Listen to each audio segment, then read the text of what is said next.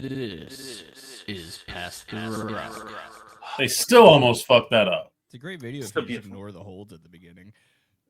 No holds. No, Not what there- we're No, talking about. no holds. Eagle- Okay. No. Eagles There's football hope. would not be where it is today without the beauty of the refs doing this to the whole call. I don't want to fucking hear that because they never call a hold on Jalen Carter. They never call the holds that he gets held on, except this one, this game. No. Last game. Now that you have this elite pass rusher, you don't get to no. No, we've had an elite pass rusher before. No, I don't want to hear it. no. You You No, can we've save all this seen propaganda for later. We've all seen it. Everyone knows about it. The tush push is actually communism. It's factual. We've looked into it. The new administration will be outlawing it moving forward. So good luck. Okay. Well, until that happens, all right, we'll wait to see on that. An executive order. Executive orders ban the tush push. I think that this is true. I believe that what I was being told is that Donald Trump's fantasy team had Saquon Barkley, and he was not pleased with the lack of touchdowns scored from the best player. I mean, obviously it was a very successful season. President wanted more. He wanted all the touchdowns. He found out that Jalen Hurts was a touchdown merchant, and he was not happy. So now the executive order has been passed, and the Eagles. It's going to be difficult for the Eagles to win the next two games without their key weapon. I mean, listen, they didn't have a problem winning this game, although they almost did. They almost did have a problem trying to win that game. But we'll get to that soon. We're skipping ahead, burying some of the leads here. But yeah, welcome back to another NFL CTE segment here at Past the Rock. We're going to dive right into the news and notes, fellas, because there's more coaching news going on. And we're just going to go kick it off with the biggest headline in terms of coaching, right? The biggest name on the open market for head coaching positions was Ben Johnson. He has finally decided to move on from the Detroit Lions, and he's staying in the NFC North, going to the Chicago Bears. His introductory press conference was kind of it's setting him up from failure, setting himself up for failure. I don't know if you guys saw it, but he went up there and he was like, I did enjoy being Matt LaFleur twice a year. I'm like, oh, buddy, you are asking for an ass whooping with that roster right now, or something. Yeah, Maybe. well, I would also say that the video clip that I saw of him walking into the front office and then just kind of like the weird way that a tech CEO walks in, and even though most of those people never see this person a day in their life, they just walked in there and were just like, I'm here to save you, fine people. I'm here to save you, social media manager. I'm here to save you, PR manager. Don't worry, interns. It does not look like that was an especially friendly dig at Matt LaFleur. Oh, it wasn't? Well, they got beat? It wasn't that bad. I just was wondering if maybe they were friends, so he was doing a joke, but that was not the case. No, he's trying to start shit with the Packers. That's great. Which I is mean, weird. that is. Yeah. I do appreciate that. He's like, I don't want to compete with the two good teams. Look, listen, Detroit's in Detroit knows that has a long road up.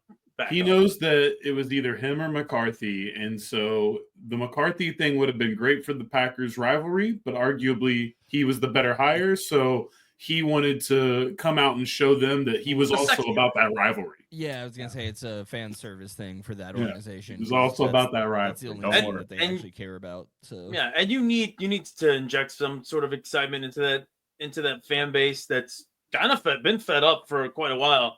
And how long do you think he could keep the job being mediocre for a while, just winning 2 games a year, even if it's just those two? Well, as long as the offense looks exciting and not meandering, yes. But a lot depends because his offensive system was built around an incredible offensive line in Detroit. They couldn't pull off all those crazy fucking plays without, tons of pass protection. So that's one thing that Chicago doesn't have. So he has a long road ahead of him trying to build that offensive lineup if he wants to unlock the full potential of Caleb Williams over there. But I do like him trying to, pander a little bit and like, hey, let's just start some shit with the team that's directly above us in the standings, and that's also the biggest rival of the team. The only team that any of the fans care about. True, that is very true. But staying in the NFC North, gentlemen, KOC Kevin O'Connor has been extended in Minnesota.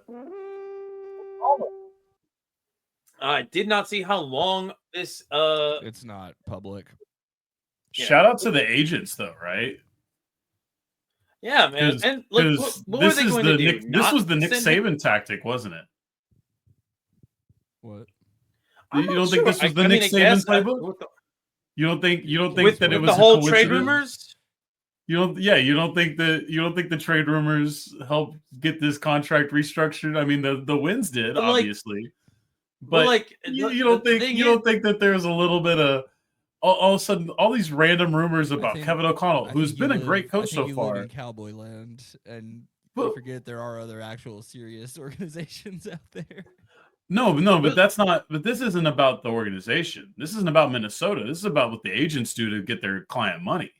Yeah, but the problem that I'm seeing with this is that in order for the trade to, in order for there to be trade, there needs to be two sides willing to play ball. And Minnesota never struck me as one that would play ball. You don't think an agent couldn't get Tennessee to say, maybe we'll talk about trading a pick? You don't think that no agent could have gotten that rumor pushed in order to convince the Minnesota Vikings that this was the most opportune time to go ahead and marry this contract even further? Solidify. I'm not saying it's not possible. I'm just not like, I think you're trying all the way there. Over Cowboy, my just because it's like, for a coach, especially. But the Cowboys, no, but you're calling it the Cowboys, but this is the Viking. This has nothing to do with the Vikings, really. This is all about his KOC's agents knowing that their coaching client is a very, very hot commodity, and that after a loss, he could potentially want to seek out whatever. Maybe they were trying to be bullish in the market as much, so they were like, "Hey, now's a great time to go ahead and get this thing done." Like, when was his contract up? Was he due like next year? This is only year 3, so next year would have been 4 on the, I think, a 5-year contract. So this exactly. So it's middle ground. It's time to get him cheaper, just in case he does run off and win one. But even if he does that, they're just going to give him more money anyways. So no, I mean, now he can play Nick Saban every year if he wants. I need to know who his agent Honestly, is. you say I'm cowboyifying it. I'm player empowering it. That's what I'm doing. You're picking the wrong there's no motivation. There's no logic to an agent being like, the team's trying to trade him when the team's like, no, we're not. No. Hey, listen, I will say this. Was the rumor? Was that the rumor? I will say this. That rumor was reported on by one of the more, I guess, credible reporters out there in Jay Glazer. So. See, they put Glazer somewhere. They got one national person to put their name on it. That's all they needed to make it look official, and then it's easy money. Now the negotiations are much different. Now it's easy to talk a little bit extra dollars, maybe some better incentives. Maybe in case the Vikings ever blow it up, KOC can push the button. The solution is they had nothing to talk about that day, and they just said that. Well, that's true. But I feel like there's got to be a motivation for them when it's a random coach and a seemingly random team, like in this case. Yeah, because that's usually saved for the big market teams to just overextend on a non-story. But for the Vikings coming, it just was very random that Kevin O'Connell, who honestly has been great, I get it. It's a great extension. You shouldn't be down on him. But I do find it just strange as hell that we were randomly getting Kevin O'Connell trade rumors. Well, just because you rarely get coach trade. They don't do that anymore. So it was just it just felt completely bizarre. So I think that's more of me explaining the bizarre than anything. Oh, for sure. Now, speaking of, actually, I don't even know if it's bizarre. It's just kind of uninspired, maybe. So the New England Patriots, we're moving on to more coaching news. They've hired an offensive coordinator and a defensive coordinator. They're bringing back Josh McDaniels for the 3rd time in a row. Doesn't feel like a smart decision. Not because he's a bad coach, but it's like Don't you think that his dream job was to be the coach of the Eagle or the Patriots? Yeah, and And now Vrabel's got the job. You don't think that McDaniels seems like a very slimy guy. By all accounts, people say that seems to be He's just happy to get case. hired. At this point, I mean, yeah. Is it? But how quickly does it turn from happy to be hired to twisting the knife in Vrabel's back to be interim head coach? I don't think it would have happened That's what I'm because watching. you That's what now I'm have watching. enough evidence to realize Josh McDaniels cannot be a head coach. He just doesn't have it. People hate him almost immediately, and they don't respect him. This is where you need to start putting the Cowboys lenses on because perhaps the Patriots could be following suit. No, I'm not going to argue that the Patriots might secretly be dysfunctional now that Bill Belichick is gone. I will say this, though. No, not secretly. To be a Cowboy, you have to publicly be dysfunctional. Well, now we're going to have that. What I was trying to, I guess, insinuate is that Bill Belichick kept it from being so public. Yeah, it's yeah. more or less. And now that he's gone, it's like good luck, Vrabel. Yeah, good luck, Vrabel. But I will say I have if there is like some not so secret, battle of power in that organization, I think Mike Vrabel actually wins that because players do like him, and Josh McDaniels as soon as he takes over, people hate him almost immediately. Happened in Denver, happened in Las Vegas. It would have happened in Indy if he wasn't so scared to just take over that job. I'm just saying be careful because Josh McDaniels is an interesting character. He strikes me as the type of guy who's like the bad versions of Batman's characteristics where like he's over prepared, but to the extent where like he knows all of your dirty secrets and he will extract them whenever whenever necessary to obtain victory. And I think that's that's where I would be worried. I think for Josh McDaniels to continue to have a job at the Patriots, I think he knows where other bathhouses are located, if you catch my drift. I think I do. I definitely think I do. And then the Patriots also did hire somebody else. They hired a defensive coordinator. They took Detroit Lions defensive line coach Terrell Williams, who actually had a small, I guess, role as a interim head coach in the preseason for the Tennessee Titans back when Mike Vrabel was the head coach there. So interesting to note that the Detroit Lions are going to be scrambling, looking for new coaches to fill out their staff. Both coordinator positions decimated at this point. So we'll see what happens with the Detroit Lions going forward with the New England Patriots. Jerry can get a new head coach. One of those hires. Just wait a year. Maybe. That would be that'd be a 30 for 30 special if like the fucking Lions lost all three of those coaches within 2 seasons for one reason or another. Oof. Oh man. Now, speaking of one of the lost Detroit Lions coordinators, Aaron Glenn, he doesn't have to wait another season more to be a head coach. He has officially been hired by the New York Jets, baby. Oh man, is he in for a rough one with that franchise? Yeah. Before I made this rundown, it was all the news reports were that the Jets would not let him leave that building without a contract. And then maybe a few hours beforehand, before we started recording, he officially gets hired. He's the new head coach.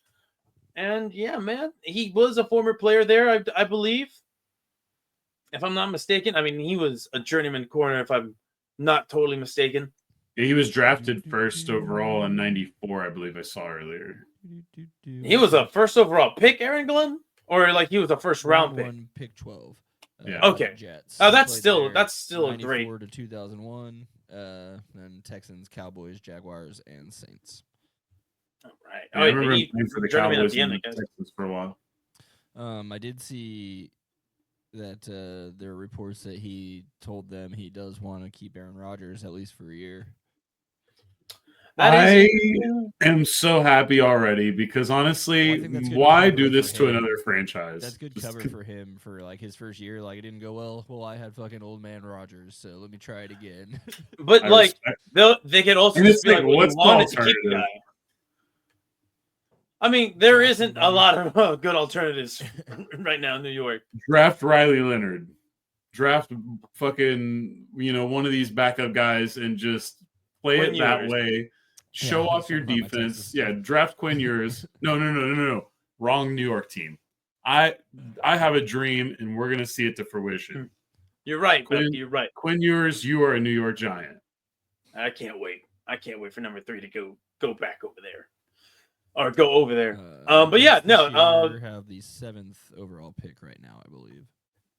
Oh, that's possible. It's possible. Now, I'm going to say this about the hiring itself. I'm sure Aaron Glenn has a lot of good ideas in terms of the defensive side of the ball. He does have talent to work with on that end. That offense needs a lot of work. And I will say this, and I will always say this going forward, with hiring a defensive coordinator or a defensive-minded guy to be your head coach, is that you are going to be recycling through offensive coordinators if, one, they're any good, or two, they suck. So he's going to need to find himself a middling offensive coordinator that nobody wants to hire as a head coach. And maybe there is one out there who currently isn't the former offensive coordinator or current offensive coordinator for the Dallas Cowboys and Brian Schottenheimer. Maybe. Only healthy franchises. I feel Sure. one up. He's been in like the world's longest interview all day today. So No, you're talking about future championship head coach of the Dallas Cowboys, Brian Schottenheimer. Oh my God! Which Just, let's he's just move on stuck to in a that. room with Shall Jerry we? telling him stories about his dad. Hey, tell me about how Marty went 14. People love Marty. People No. love Marty. Oh, people love Marty. People are gonna love Brian. And then he realizes people don't love Marty Schottenheimer. Oh, but yeah, let's talk about Brian Schottenheimer because Becky, I think you messaged us earlier in the morning with that, where you're like, "Oh, it would be so Cowboys of this to be the move that they make." You think Jerry would hire someone who doesn't even have a picture on their Wikipedia page? Yes, No, because he's gonna change that broke person's life. Broke. Yeah, I know it's a relative word. Dang, he's been coaching since '97. Yeah, I mean, honestly, if we're gonna do this story, if we're gonna cover this topic, which I was happy to not want to see on the rundown. We can just go over it briefly because it's a lot to do with nothing right now. Basically, I think for the Cowboys fans, I don't know what to tell you. I feel bad for the ones who actually thought Ben Johnson was going to get an interview. I feel worse for the ones who thought Aaron Glenn was going to get an interview. Not even saying I actually wanted either one of those candidates that much myself, but I do feel bad for the people who thought they were even going to be a possibility. Yeah. Not really tripping on Mike Vrabel because that kind of felt telegraphed now that we've seen it all play out how it did. Maybe he's maybe he would have been a great coach for the Cowboys, but it feels like he was always going there to the Patriots. So that's a very natural fit. Mostly, I guess, I would love for Jerry to go full senile and pay for Dion and pay to trade Dak for the rights to draft Shador, just because it would make me feel alive again. I don't know if it would work. I don't know. That would be so expensive. Like Jerry would have to fucking completely just fracture the cap for multiple years just to get off of the Prescott move, right? And then he would have to say yes to it. So it's really an incredible chaos situation. But if that happened, it would just be so much fun, and it would be at least the most exciting thing that I think has happened since I've been a Cowboys fan. On the other hand, we fear Kellen Moore. We fear what is clearly Jason Garrett 2.0, And I think the only reason that I say this, I think Brian Schottenheimer is the reasonable Cowboys fans' favorite to get the job because, remember, I said reasonable. You gotta understand what you're working with before you start talking about what your options really are with this football team. Okay? Yeah. And So while we're all sitting here clowning them, I think there is another team that's bungling their offseason even worse. Which I'm glad Yes, that is true, and we can dive into that. Together. Let me finish just this one thing, and then please talk about that one because yes, it is being bungled quite incredibly. They do relate. They do relate in one way or another. So yeah, my reality is that there is a spectrum, right? There is best case scenario chaos with Dion and Jerry opening the pocketbook, even if it's for a frivolous, poor decision that'll pay off poorly down the road. Still chaos. It's interesting. Worst case scenario, it's Kellen Moore because I don't even have a problem with Kellen Moore. I hope he's still a successful coach no matter where he goes. But I can't do it. I can't do it. Separate Saquon. Well, it's not even that, dude. Because what am I going to argue? Brian Schottenheimer's success? No, I'm not. What I'm going to argue is the unknown. I guess my thinking is the only reason there is the unknown with Brian Schottenheimer. The only reason Kellen's actually talked about right now is because Saquon made him more relevant again. Yeah, I mean, and I think there's it's part not of even that, sure. It's not even fucking Kellen's like this would have happened without Kellen Moore is all I'm gonna say. But yeah, and the point is Saquon kind of hides a lot.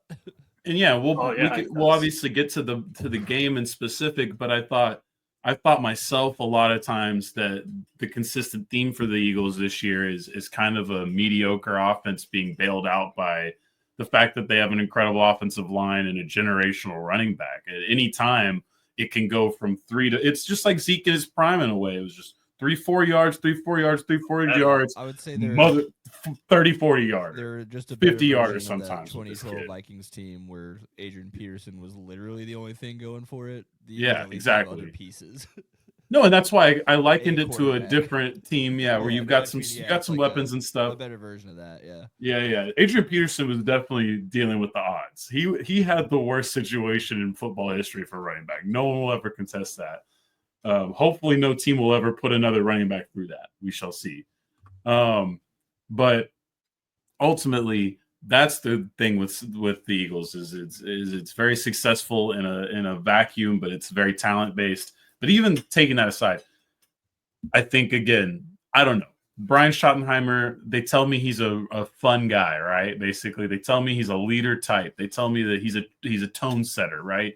They're selling me a lot of that CEO crap that is really what a head coach is in a lot of ways. So I can kind of buy it.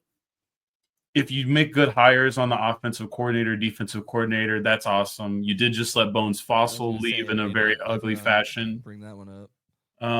But at the same time, I don't think I'm that sad Bones is gone. He is a great coach. I think there is something to be said about it, but Al Harris is probably leaving, and that's more upsetting to me than Bones Fossil. I think Al Harris should have had a shot at defensive coordinator and should have maybe potentially been in a situation to take over the team based off of what we've heard about this stuff, the results he's had at his position coach level over and over again. So I do think there's some frustration with how that's been handled and plenty of other reasons. The only reason they lost Fossil was because they haven't made any other move. Like he can't wait forever. He needs exactly. Job, so. Exactly. He wants to have a job set up, and the Cowboys are not going to rush to do anything. And they probably are waiting to announce this call, even if it's not very sexy at all, to step on the toes of some big event. It's usually what Jerry does, or to pick a lull and to get their window. Either way, I didn't realize Fossil was an interim coach with the Rams before they hired McVay. Yeah. And he'd been really liked for a while. He was with that franchise for a while. Yeah. He moved from St. Louis to LA with them. So yeah, good luck to the next guy in charge, whoever you are. That's for sure. But no, I'm really not that depressed by it or anything because ultimately it's exactly what I told you guys. They're not going to spend money. It looks like they would have had McCarthy easily just come back if he would have just taken the vet minimum, right? They wanted him to. I mean, that's another thing. And obviously, they wanted him to essentially take what. We don't really know for sure, but we got those reports that they were quote unquote shocked when he said no. Yeah, I'm glad that, and really, I'm so proud of Mike McCarthy. I'm so sad that the Saints are his problem now. Is that the Jason Witten sticking point where they're like, we want you back, but you gotta hire Witten, and he was like, F that. No, I think I'm it's not- about money, I'm not man. Training up my own Has to be replacement about for money. cheap. I think he wanted to be paid like a top end coach and thought he had earned it. And I thought this last year he had really kind of proven that, like, look, given what he's being given every year, did a really good job with it. And I thought there was a lot of things that were noticeably different than the Jason Garrett era that The made culture obviously improved. it was like the it was consistency of the success. Even whenever Dak got hurt, they weren't just god awful. They were still out there playing. No, I mean, that's honestly kind of the thing that pissed me off about McCarthy a little bit is I couldn't even get a goddamn pick out of him like I could Garrett. But yeah, so like this one was tough, man. So yeah, I mean, honestly, I still think I'm rooting also for the other chaos scenario where McCarthy doesn't get a job elsewhere and then they just bring him back in awkward fashion because, like, oh man, that'll be a field day on all the fucking. You can't imagine trying to write the 3D chess story on that. You're like, here's why this was actually a good idea. No, who would write that? I want to know. That's the best part about Jerry, and that's why I put together what we have online now, especially the first chapter, the training camp one, where Jerry Jones explains his constant paternity suits by, well, frankly, just not saying anything. just kind of mumbling for about 3 or 4 minutes in a row, and then just kind of giving one kind of statement and then just moving on with it. There it is. That's your answer. Jerry. It's technically an answer. Now, it's safe to say that part of why some people may not want to come over here is because of Jerry's overarching presence on the franchise. And that kind of is why the Jacksonville Jaguars lost out on Ben Johnson, not because of Jerry Jones, but because of one inept GM having too much power. But here's the difference between the two franchises. You can fire Trent Baalke, which is what the Jaguars have done today. Because I was telling you guys, this awkwardly is late, real awkwardly late. And I could have sworn I told you guys that if the Jags miss out on Ben Johnson, it's because of Trent Baalke, right? Trent Baalke is the guy responsible for so why do you hiring think Jim Tom? I believe it was Jim Tomsula? No, somebody. A positional coach so he got rid of Jim Harbaugh in San Francisco, right? They had a little power struggle. That was when that Baalke was responsible for all of that. That was Baalke. So they won that. San Francisco or something like that. Oh, yeah, it was like a political coup in the 49ers front office. So they got rid of one of the best coaches they had had in a long time. John Lynch is how okay. Yeah, and then here's how Trent Baalke got ousted. But Baalke was successful with Harbaugh in that early stage too, right? And then he turned on him basically. He was, and I think he got too much dip on his chip. Yeah. And, yeah. Okay. And then I was just trying to remember correctly. Yeah, because Trent Baalke had hired. I don't think it was Jim Tomsula, but I could be wrong. No, I think it was Jim Tomsula. I think you're exactly correct. Okay. As the head coach in 2015, I want to say. Yeah, it was a special teams coach. Yeah. Because I forgot what had happened. 2014 did not go well. He becomes it was Chip Kelly, right? Yeah, Chip Kelly comes in the very next season in 2016. They have another awful year. Then they officially are done with Trent Baalke. Chip Kelly's one and done. And then that's when they bring in Kyle Shanahan and John Lynch. Right, okay. And the franchise has been stable ever since. Then for many, many years since that time, Trent Baalke has no job. Inexplicably gets hired by Shotgun in the Jacksonville Jaguars. He was working for the league.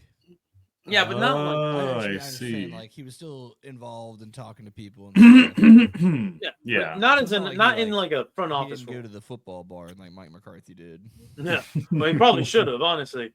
And then he hires. I don't know. Urban Meyer. He's got that track. He's on that track where if he actually starts to try, it's gonna not go like. He's not going to be able to keep making the paychecks he makes. Listen, it doesn't look like he was trying very hard in Jacksonville, so you got to change it up. So And from anyway, what I've heard or read about his time in Jacksonville, is more like the owners don't really care about winning as much as they liked hanging out with Trent Baalke for whatever reason. They just thought he was a cool dude. and Yeah, then dude, they the realized, cons have instantly fit into the NFL ownership groups, and it's like I said, it's I mean, they just don't so just obvious. let anybody in, so you got to fit in. Yeah, Yep. you Now, gotta fit the profile. now we're gonna go back to the Balky history, right? So he gets Urban Meyer, survives that hire, right? Because he's boys with Khan. They bring in Doug Peterson, and it's like, all right, hey, this is a sensible hire. Does not go well, but you look at the drafts that they've had, awful, terrible, absolute dog shit. And so that kind of costs Doug Peterson to some extent because he's not working with a whole ton down in Jacksonville. He gets fired. And now Sean Collins gets asked, is Trent Baalke going to leave? He kind of, no pun intended, balks at the answer. It's like, no, why would that happen?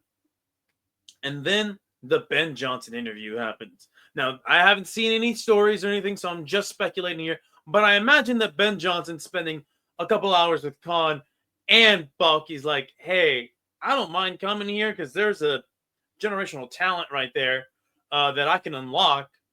But I don't want to work with this jackass over here who doesn't know what he's doing. Cod's like, what? No, he's great. You'll love him. And he's like, you know what? I'm gonna get more control over in Chicago. And Ryan Poles at least comes from a successful organization, so I'm just gonna figure that out over there. And then Cod's like looking at the rest of the coaching market, is like, does nobody really want to work for this guy? I guess I have no choice but to fire him. Fires him today, and now they're looking for a head coach and a GM. They're really behind the 8 ball now, since you have Vrabel's off the market, Ben Johnson's off the market, Eric Glenn's off the market. They're still. Oh, and then who was it? The Tampa Bay Buccaneers offensive coordinator, whose name is escaping me. Liam Cohen. Yeah, right. He has no interest in going to Jacksonville now, and I think that might have been like the final straw, right? There's like, all right, nobody wants to work for us, so now they're stuck looking to replace the GM and the head coach, which, in my opinion, they should be hired simultaneously. They should always be hired simultaneously. It just makes sense. Happening now. They got Saleh coming in on Friday. Ooh, that would bring an adult into the room for sure. I think that might be a smart move. You can get a good GM for him. I still feel like Robert Saleh is a solid coach, so I'd like that. It's gonna have to find an offensive coordinator, which that's the problem with these defensive coordinators or these defensive coaches. Is like, all right, you're gonna recycle through a lot of guys for Trevor Lawrence if they're any good.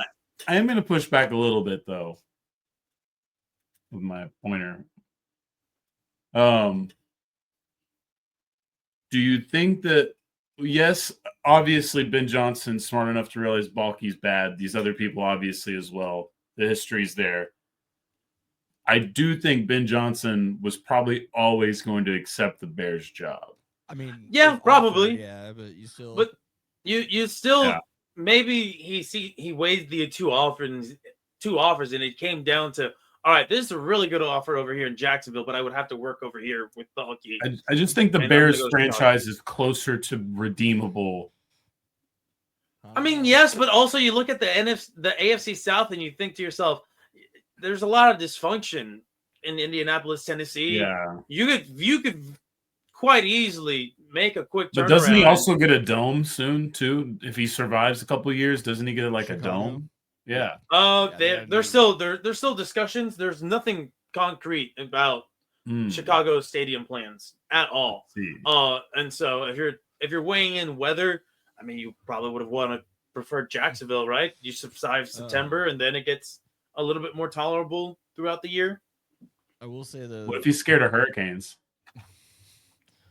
It's northern Florida. They don't deal with it as bad, I think, right? I would be scared of hurricanes. You live in Tornado Alley, dog. I don't, dude.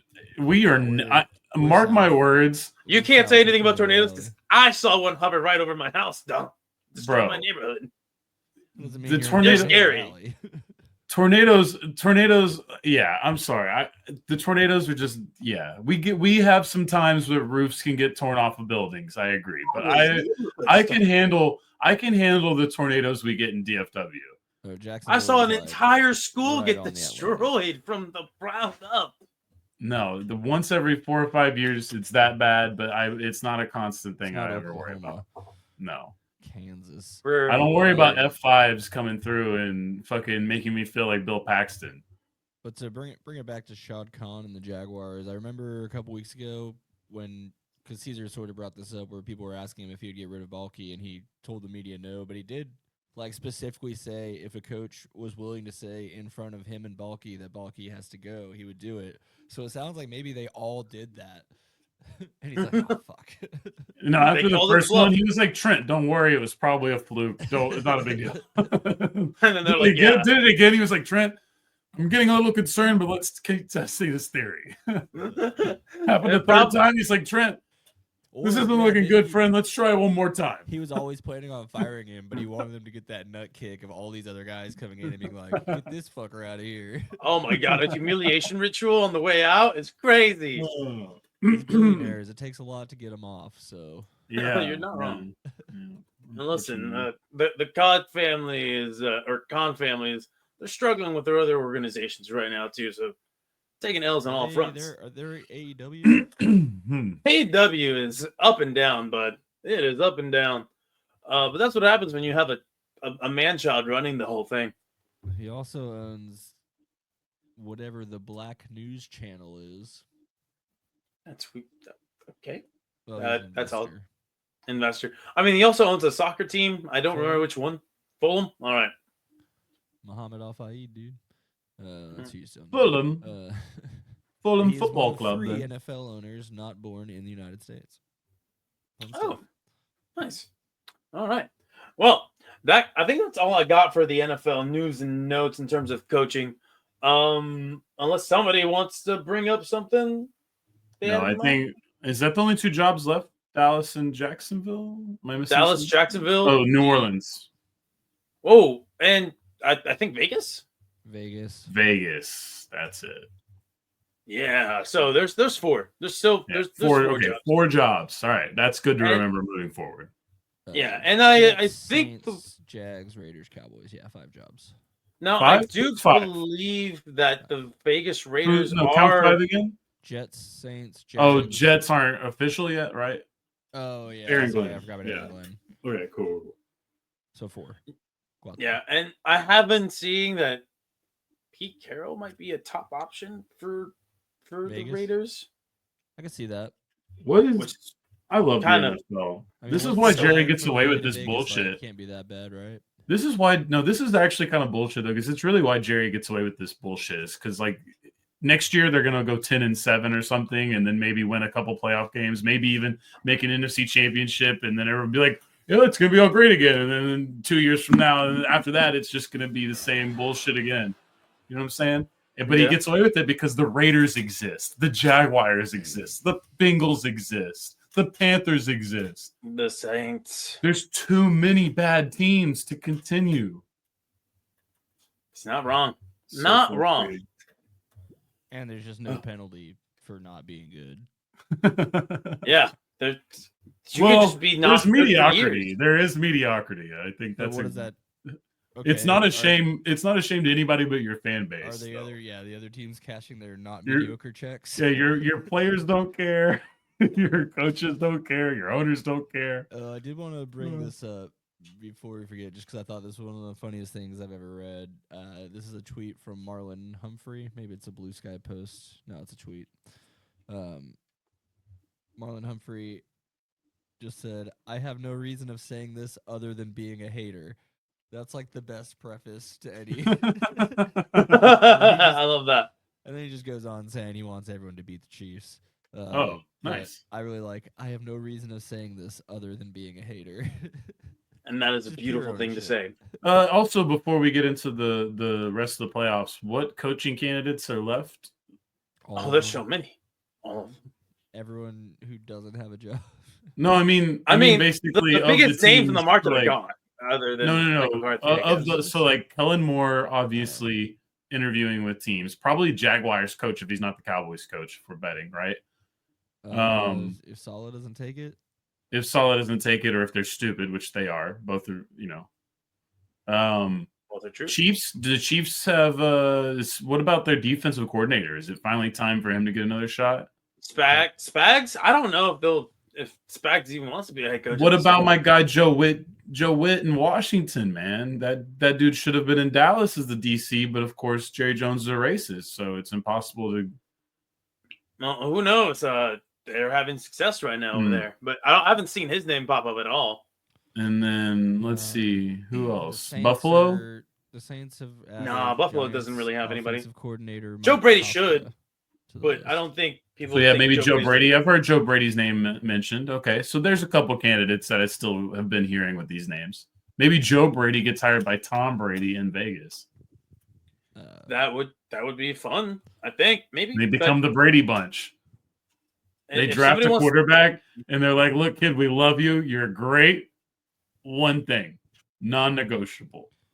You're changing." Well, Joe last Brady name." is having a second interview with the Saints. So, Oh, although dude, Mike McCarthy really might be the Cowboys coach next year. This is beautiful. but I will say this, Joe Brady. I know you're a big fan of the show. Don't do it. Don't do it. You want to be in cap held? You want to coach Derek Carr? Do you want to coach Derek Carr? Just stay in Buffalo for another season with that the stud they got there in Josh Allen. I'm just saying. So the Saints are also interviewing Giants offensive coordinator Mike Kafka, who was Patrick Mahomes' QB coach for 2 years. Yeah, Mike Kafka. He was a quarterback for a while. I remember him, Northwestern. And then they're also doing a second interview with the Dolphins defensive coordinator Anthony Weaver, who I don't know just a ton about. Yeah, I mean that Dolphins defense. Anthony Weaver seems like the created guy on the Madden video games that replaces Bill Belichick. But he's worked under Harbaugh, Bill O'Brien, so he's kind of been around too. All right. Well, that said, gentlemen, I think that's enough coaching talk, enough GM talk. Let's dive right into the divisional round review. We're just gonna kick things off with the first game, I believe, of the entire weekend. All right, sorry. Very good. So we had the Houston Texans given a nice scrappy fight against the Kansas City Chiefs. Honestly, listen, that Texans team gave a more spirited fight than I thought they were going to get on offense.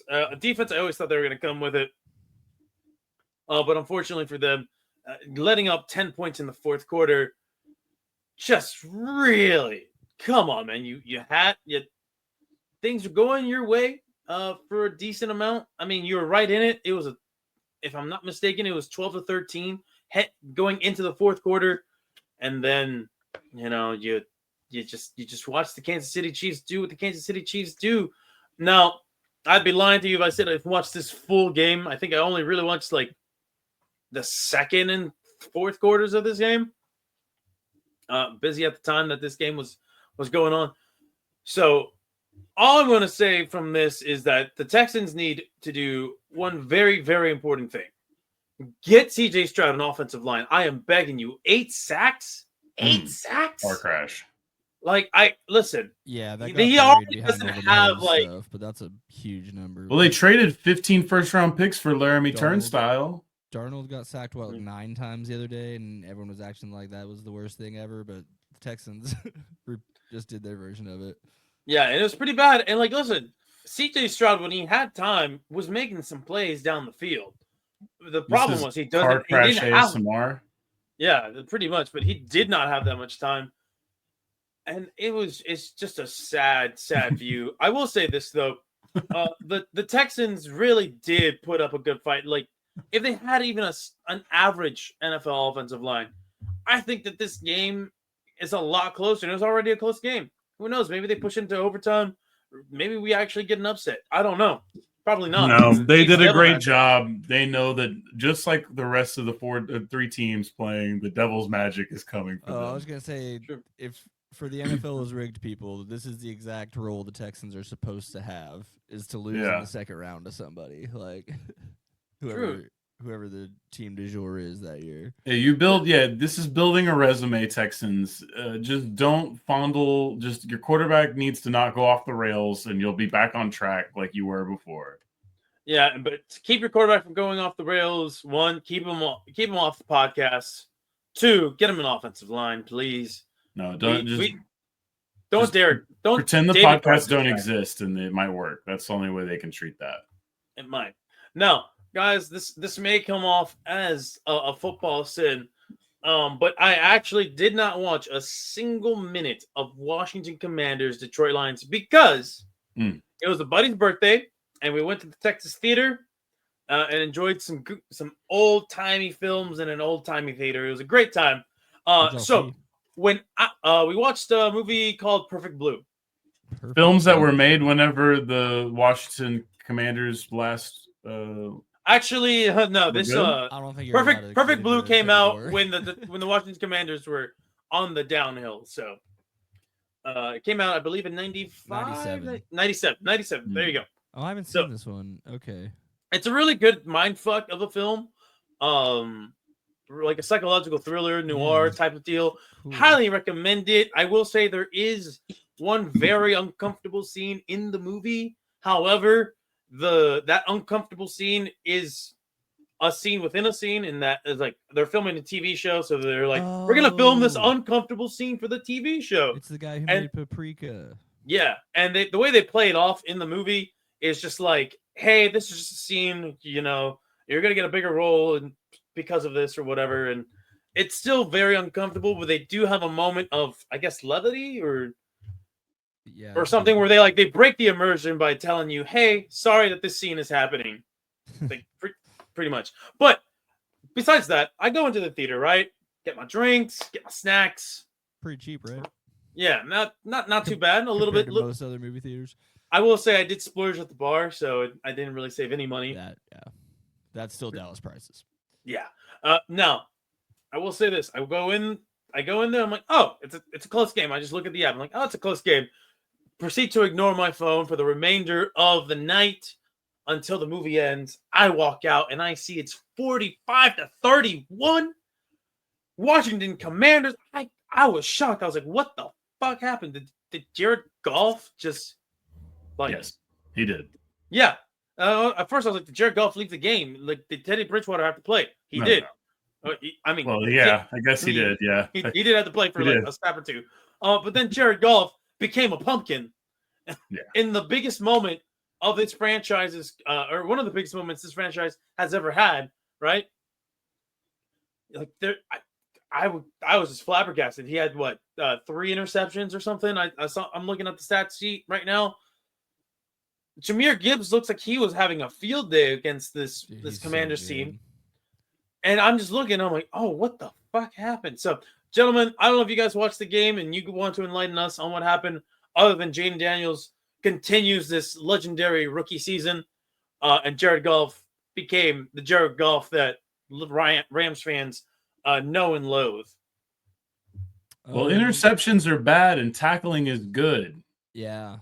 I'm trying to remember. There's a couple. I mean, the Lions always do this. They ran a couple really cool plays. You know, Jaden Daniels just really good when he needs to be. 22 of 31. Didn't turn the ball over. Kind of the big one there.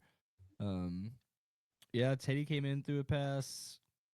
Even David Montgomery got a pass off for 20 yards. Jameson Williams tried to throw a pass. That one went really bad.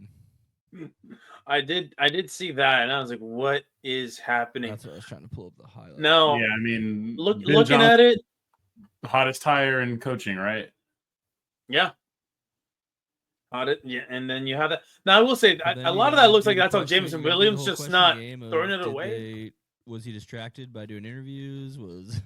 Who knows? Probably, man. Like it has to be. There has to be some level of distraction whenever you have the interviews. Like you can't put your entire focus on the game plan. It's tough to do that ball, especially to a running back, because like they're the least likely to think about the readjusting the ball to a bad throw. The receiver? Huh? Oh, he's the running back. Sorry. No, yeah, I'm saying obviously. I got you. Throwing that to the running back, the receiver's like, no, he should know to adjust the ball, and it's like, bro, like that's definitely that's super advanced for running backs. You know what I mean? That is not a common running back until they do it job. in a game, those receivers don't actually know. Like throwing in practice, like, oh yeah, who knew? Even like your practice squad QB looks really good when he's throwing to air. Yeah. Yeah, and just looking at this from drive to drive, it's incredible how successful the offense was for the Washington Commanders, especially in that second quarter. They put up 28 points. Again, I wasn't watching, but I'm just looking at them like, Jesus Christ, these guys just got whatever they wanted, just up and down the field. And so yeah, it's a shame that the Lions season goes out like this. Because listen, I don't know. Tough. I don't know what the final result of their season would be if they won this game, because like we've said for a good chunk of the back half of this season, their defense has been absolutely decimated by injuries, and it's been next man up. They've been working with a bunch of third string, fourth string guys, practice squad guys, making it work to the best of their ability. You know, they're outscoring teams. And then you see the late end of season just kind of, I don't want to call it necessarily collapse. This game, yes, collapse. But you see the end of their season, and you're like, all right, things are getting a little dicey, and Jared Goff isn't having the best games, but they're still winning the games, right? And then this happens, and now you just think to yourself, what's next for this team? They did not beat the paper tiger allegations. You also had the little clip of KOC being told, "See you in a couple of weeks" by. Oh yeah, it's never a good idea to say anything like that in football. No, that didn't age well. No, not at all. No, all and he kind of fucked KOC at the same time doing that. Like, Lions fans are just now they're one of the rest of us now. That's what they are. Like, they finally got to experience what it's like to actually be an NFL fan. Is like, we're the best. No one can stop us. Oh, actually, we can just blow it all right here. Maybe. Maybe. And, they're like, we've talked about Jacksonville, right? Jacksonville's hilarious penchant for once a decade doing it and then just fucking off. Well, the Lions fans just have never had even this once, so yeah, this is literally last year. Yeah, last year would have been the high. I mean, like when I was born or whatever, last time they were in a conference championship game. And then just to give you some more perspective on Detroit Lions fans essentially getting like the full NFL fan experience. This is the first time since the 50s. I saw this earlier today. I think it was the Detroit Free Press that released this out. But this is the first time that they've had a coordinator hired to be a head coach somewhere else, because they haven't had that level of success. They've been so effing bad outside. I still feel like it was weirder to see the Baker Browns, but I feel like you guys are right ultimately. Well, I think so, but the only reason it feels weirder is because Detroit has had good talent on their team. They just have had absence of talent in the majority of all the other positions. Because we saw Matthew Stafford and Calvin Johnson, you're like, man, that is one hell of a duo that I think made one playoff game together. Made it to one playoff game. I think they never won a division title or anything like that. Like, I mean, they've had talented receivers. They've had Matthew Stafford. You know, they've had some talent here and there. Barry Sanders, right? And it's just. It never amounted to anything. And now, you know, you look at that offense and you're like, all right, I don't know if they have like an elite physical talent at any one position outside of Jahmyr Gibbs now that we're seeing him, but everything just works beautifully together. And then you look at that defense before all the injuries and you're like, hey, Aiden Hutchinson, that guy's a dog. This could be the year. He's having a great start. I mean, he had a hell of a start to the season. Like comes apart, right? In a blowout, nonetheless. Jacob, I think it actually comes closer to like the point you're making earlier about the 76ers, where like Detroit's just a bigger, you know, it's a bigger city, it's a bigger story than Jacksonville or Cleveland. Yeah, that's fair. And but now we're getting LeBron, so they're fine. They did have the Browns are a historical franchise. It's just but the Browns, like knowing the history of the Browns and then just how awful the Browns were. At least Stafford existed for so long for me. Both of these teams went 0-16 at one point. Yeah. I mean, Yeah. they're truly each other's But I equals. think the thing There's- is, yeah, the Browns would every couple years pop up, grab a wild card or something, and the Lions weren't really doing that. Yeah, no, there were a couple of fluky Brown years there. It definitely were. But yeah, now the Lions, they have to rebuild. Like just the coaching staff, that defense. We'll see what happens. We'll see what happens with the. I mean, Jared Goff got signed to extension, so Lions fans, you're now seeing the ceiling of golf. You know, if you had a quarterback like Matthew Stafford, I think you could win a Super Bowl. I'm just saying, if you had a guy like Matthew Stafford, and that's not They even a traded dig. for a That's guy like who got to the legit. Like Super if Bowl. you could do a swap back, I think he could put you over the top. But yeah, let's move on then to Matthew Stafford. Unless you guys had something else that you guys wanted to comment on this game. No, just sucks to suck, and I mean, shout out to all the Cowboys who finally get to go to an NFC Championship. There you go, right? But we'll get to that. We'll get to that a little bit later when we preview that game. So let's talk about the next game. The first game on the Sunday docket was Eagles Rams, and we got a snow game, fellas. You guys wanted Buffalo and Baltimore to be a snow game. We had to settle for Philadelphia, Los Angeles to be a snow game. And boy, was it a beautiful snow game in that third quarter when it was just like nice and powdery. Half the game wasn't. Yeah, half the game was normal, but it was kind of cooler that way. North Texas ice bath, and then it was kind of cool that way because you kind of watched it progressively get worse, and I thought that was more interesting as the game went along. I will say though, biasly, I did feel like the Eagles were very much saved by the weather a little bit, but I think the Rams were always an inferior group. It's just I don't know. It's not like that Eagles team plays in the snow often. Eagles home field. No, I know. Where they had the people blowing the field off for them, and they weren't going to do it on the other side. No, that's fair. I'm talking about having the ground game the Eagles have was a fail-safe in a game that's so ugly like this one. Except until it almost wasn't. Now let's get into this game because it really was kind of like a tale of two halves. You had the non-snow portion of the game, and then you had the snowy portion of the game, right? That first quarter, Philadelphia goes up 13-7. I mean, Jalen Hurts looks good. He runs off a 44-yard run. Saquon Barkley had a 60-something yard run. Everything's firing on all cylinders. Of course, the Rams, listen, that offense is still really talented. They were going to get theirs. NFL blitz offense, or just spam to one guy over and over. Yeah, and listen, they managed to not the Rams offense in this case because their touchdown leaders were Tyler Higbee and Colby Parkinson. Anytime you need something, it's Puka. Yeah, and even then, Puka was having to fight for it all game long. He got targeted 14 times and only managed to get 6 receptions. Now, some of those receptions, absolutely clutch. You're like, this guy's a fucking stud, especially that one in the fourth quarter where it really felt, and I don't want to get ahead of myself here, but it really felt like, oh shit, the Rams might actually steal this game away. But before we get to that part of the game, going into the first half, this Eagles defense was firing on all cylinders, but the Eagles offense stalls out in the second quarter. We get a 13-10 game going in to the third quarter, and then the snow starts to fall. And it is looking pretty bad out there. At first, it looks like the weather report, they're talking about it. There's like, oh, it's not really like soft snow. It's kind of like a hard ice snow.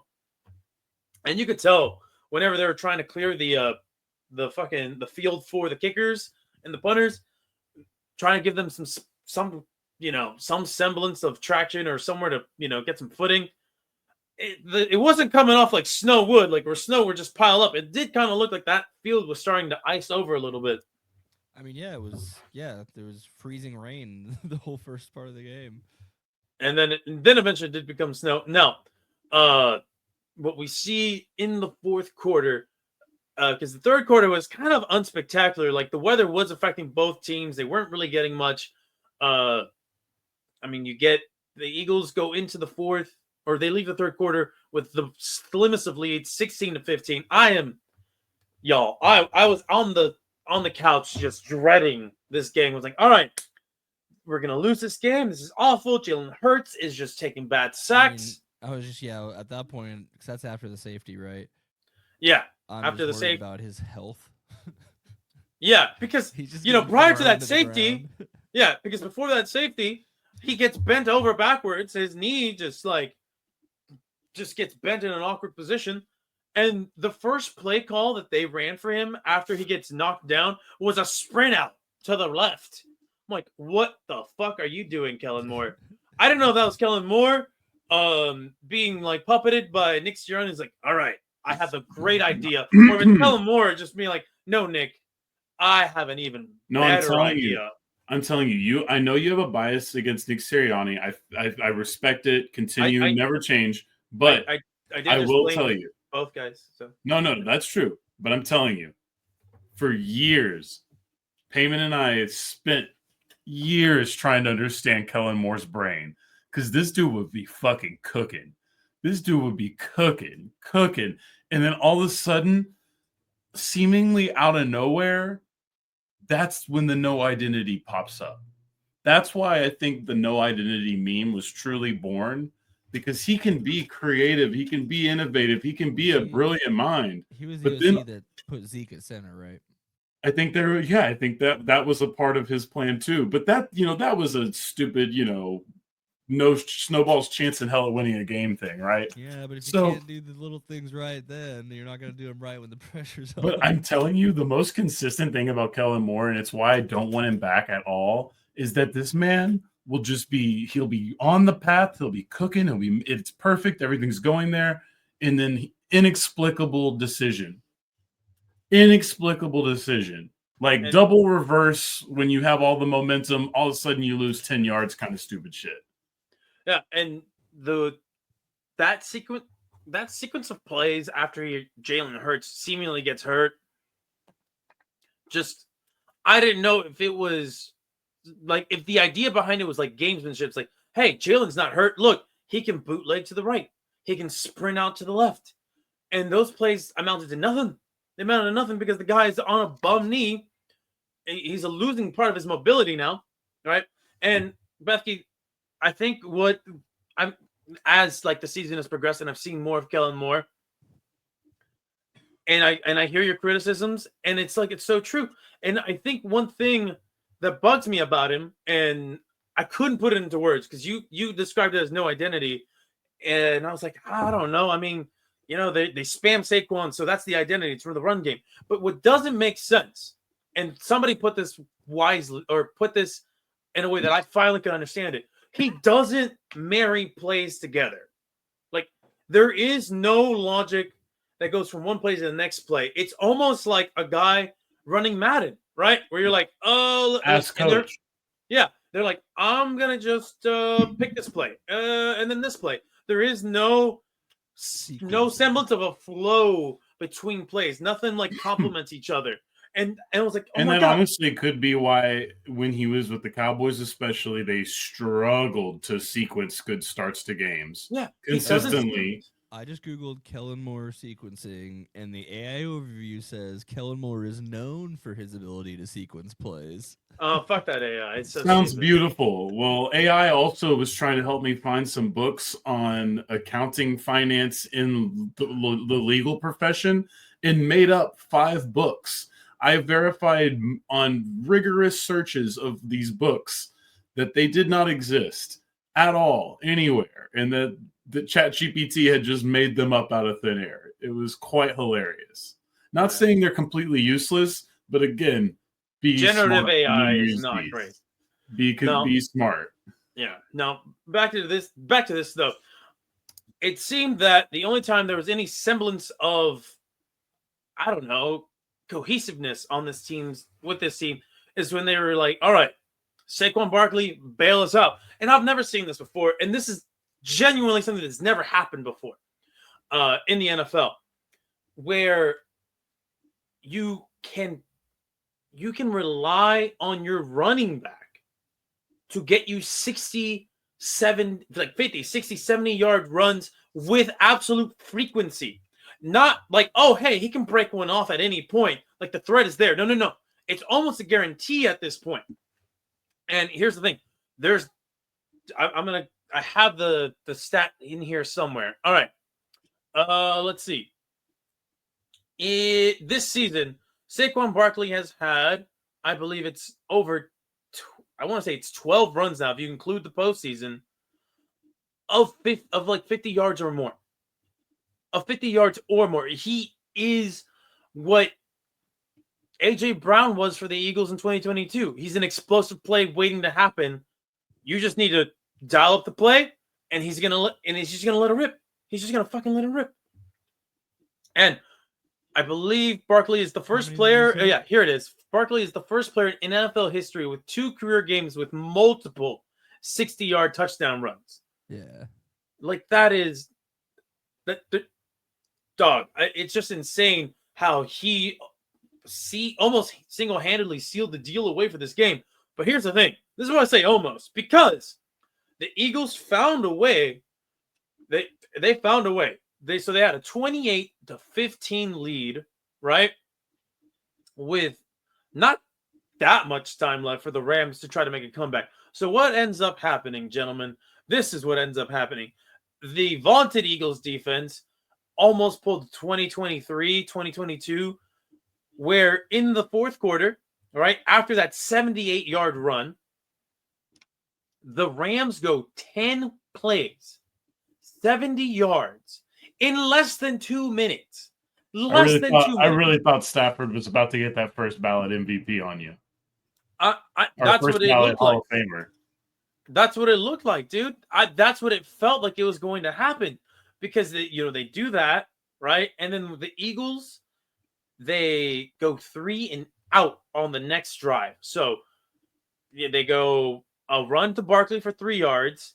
Then they go to Jalen Hurts, who gets sacked.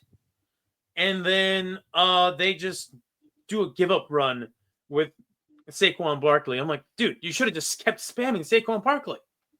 Should have just kept spamming him. Why even go pass when your quarterback is clearly hurt and he's not been playing well, and the passing offense has been a joke? Yeah, it's then snowing, the ground's frozen, no one can hold the ball, receivers can't catch anymore. Yeah, the only person that is at their absolute peak right now is your running back, so just spam him. So then what happens? We go to the end of game, right?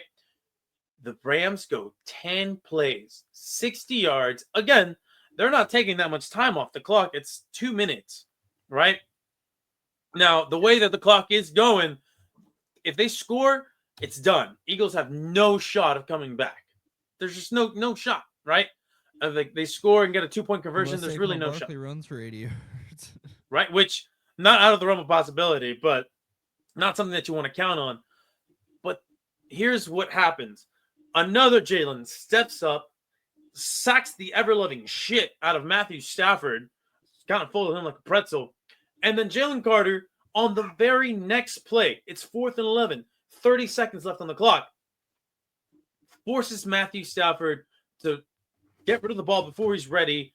And let me tell you, when that pass left Matthew Stafford's hands and it's going to Puka Nacua on the sideline, I was like, oh shit, oh shit, oh shit, oh shit. Oh my God, he sailed it.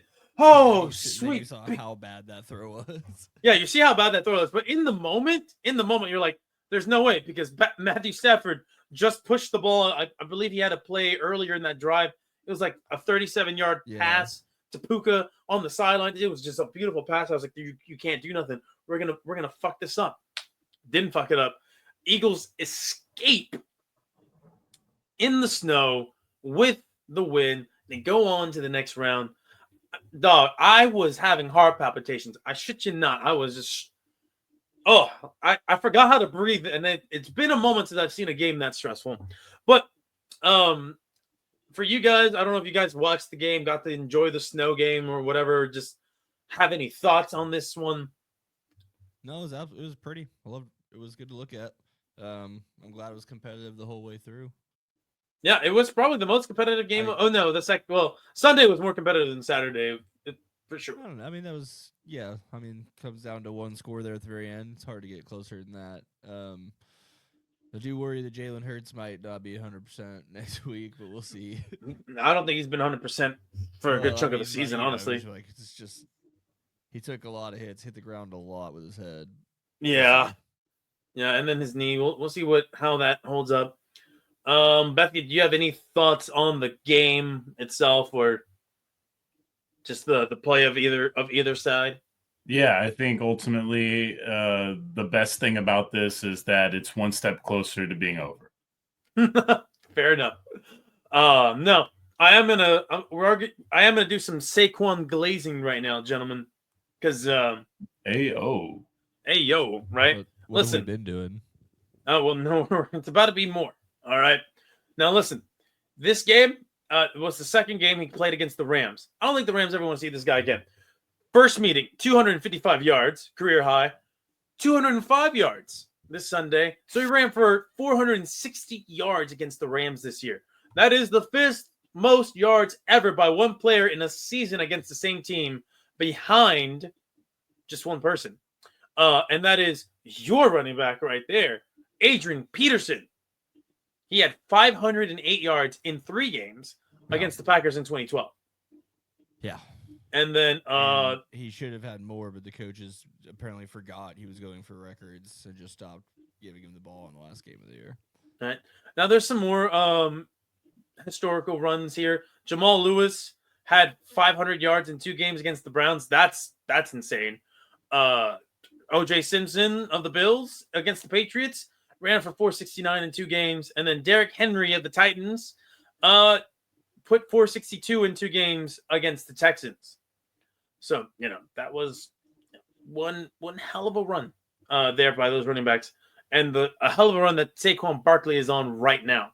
Also, that 78-yarder, 5th longest rushing touchdown in postseason history.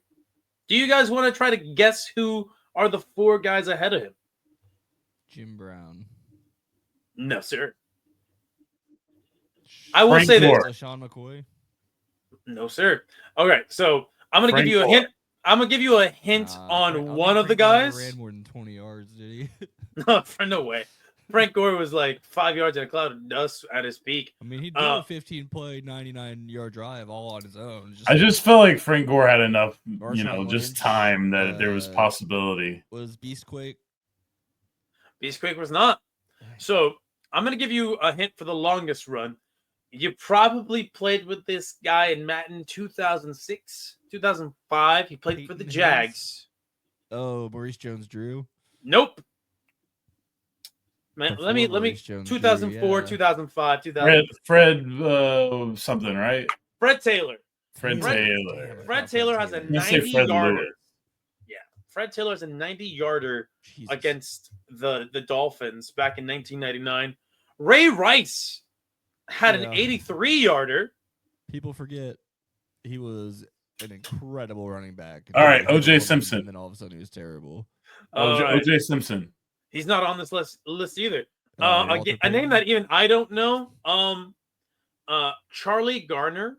Charlie Garner. I remember him.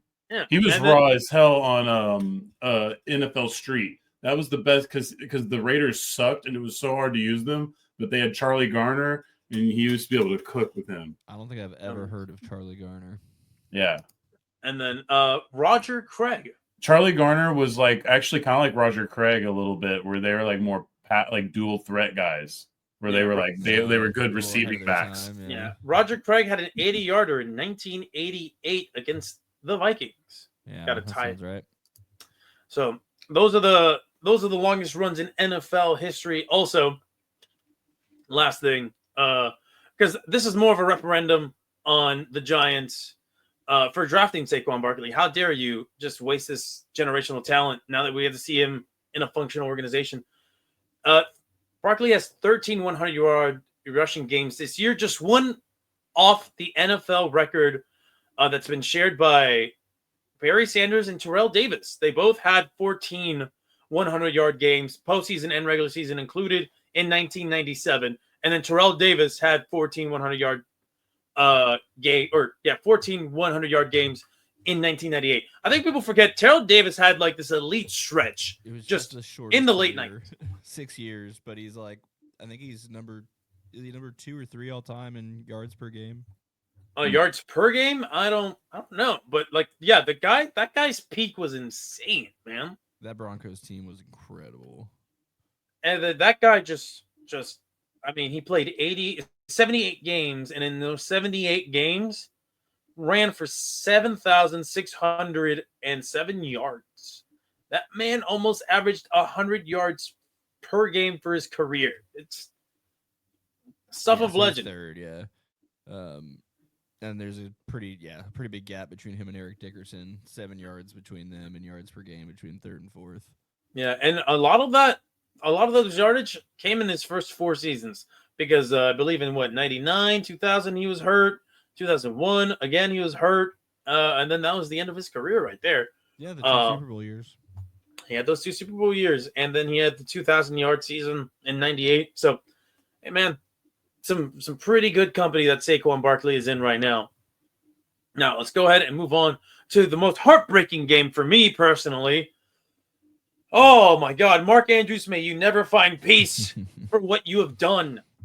The Baltimore Ravens fall to the Buffalo Bills in a thriller, 27-25. The discourse coming out of this game around Lamar Jackson, just as toxic as I thought it would be for either guy, but definitely it was going to be hiding for Lamar Jackson because he did have that interception.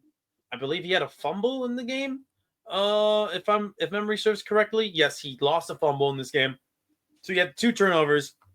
But here's the thing, and here's how I know he's on the cusp of greatness. Bethy, I think you might be on this train with me when it comes to Lamar being on the cusp of greatness. Because he's already great, right? But like postseason greatness, he had the comeback drive. Third MVP, right? He's gonna have the third MVP. Yeah, no, sure. This is very miserable for me. I am not enjoying this at all. At this point, I'm rooting for the Chiefs just to win 3 straight because it's never been done before. Because the rest of the options, I'm like, Buffalo is not interesting. They may be good, but I don't find them interesting at all. Philadelphia, if it was any other team, I would be all in on that team, but fuck them out of principle. Washington's not serious. If the Eagles somehow fuck it up, they are getting fucking lit up like the 4th of July in the Super Bowl. So it's just like, whatever. But if we could bring you back to this game for a moment, Beth, just for a moment. I don't know if you watched it at all, but no, I did. That's why I'm this miserable. That was my last hope was the Ravens. And here's the thing. My last thing was the Ravens, and this is it.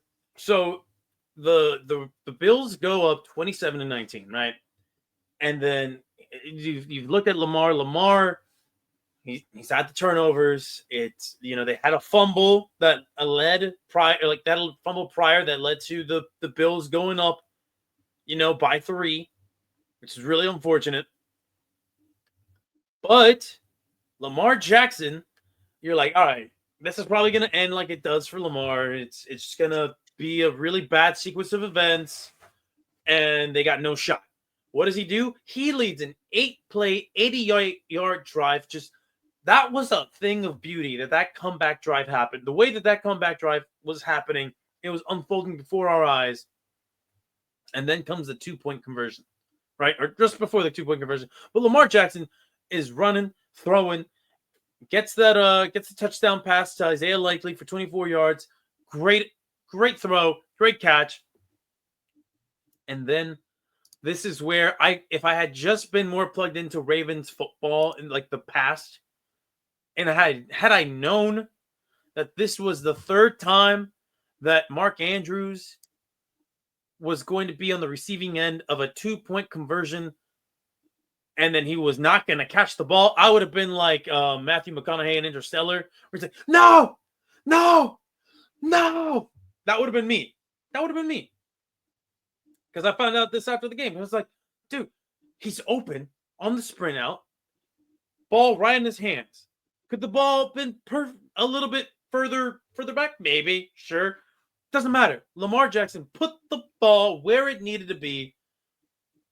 They get that look. And then my first reaction to when I saw it, I was like, yeah. And then the announcers were like, He dropped it. He dropped it. I was flabbergasted. I was just miserable. I was like, no. Bills Chiefs again? Bills Chiefs again? Part 56. Like we've been robbed of seeing one of the most generational runs a quarterback has ever had.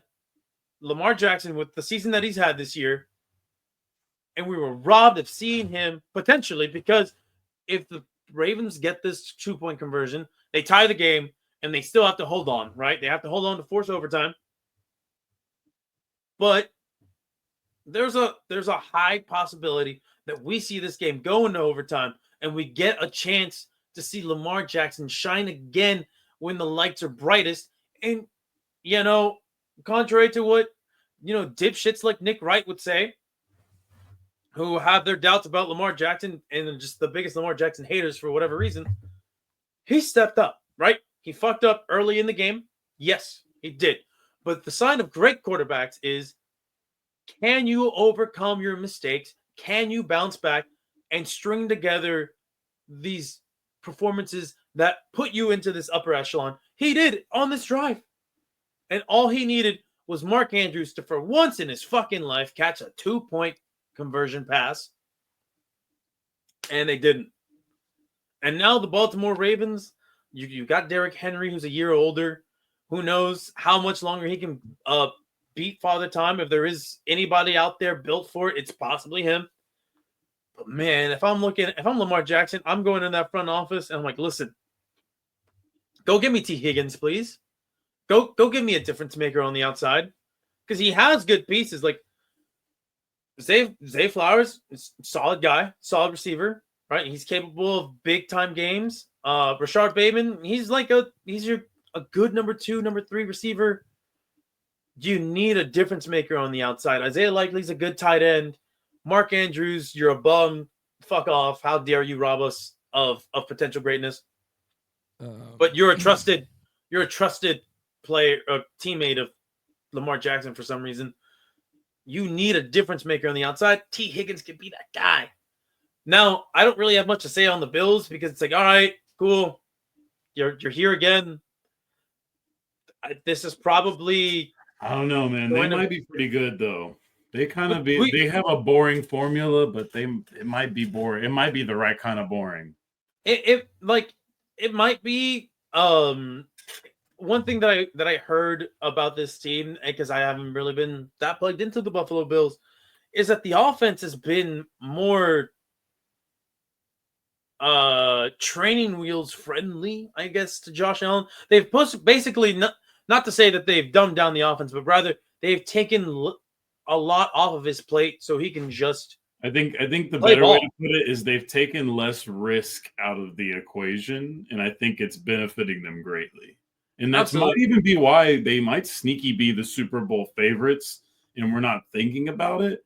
I was thinking about this the other day because I was like, damn, the way they won was just so forceful in a lot of ways that I was like, maybe they do have what it takes. Chiefs have to do a lot to win 3, And then with the Eagles, it's a very talented team.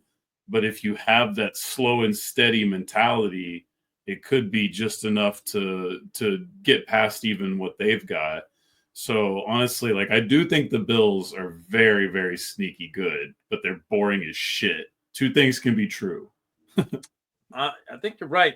And I don't know, man. Just looking at this team, like they found their running back. I think they've been looking for a running back for a while to pair with Josh Allen to have a threat in the run game. James Cook, I mean, they wore that guy down. I think he had like 40 carries in this game. He'll be the big factor moving forward. Yeah, but he was solid. And then, I thought to have better receivers, but it's not a bad group. It's not a bad group. I mean, it's a solid group. We've seen worse receiving groups in the Super Bowl and win. So you could definitely win with this one. I mean, Khalil Shakir, he's still a big play threat, and he was in this game. Yeah. You still have Keon Coleman, who's a big-bodied receiver. Mac Hollins, big-bodied receiver. Their tight ends are solid. Curtis Samuel's pretty good. And then Amari Cooper relegated relegated? He's still playing. How much of impact did he even have on that team? I don't know that I ever really paid attention. Not much, man. His season honestly was pretty lackluster. From Cleveland to Buffalo, he hasn't really done too much. I don't even know if he had like so we're still all in agreement that the 6th round pick was egregious, but did that age well, or what's up with that? Is Amari really done? I don't know if he's done. I mean, so he did have a solid game for the Bills in December against the Rams, where he went 6 catches, 95 yards. Like it's still in him, still in there. But I think it's a team that just spreads the ball around, and I don't know if he's built any, chemistry with Josh Allen yet. So yeah, even still though, he gave Cleveland 2 fucking phenomenal seasons. So, but yeah, the 24 campaign has not been Cooper's year, that's for sure.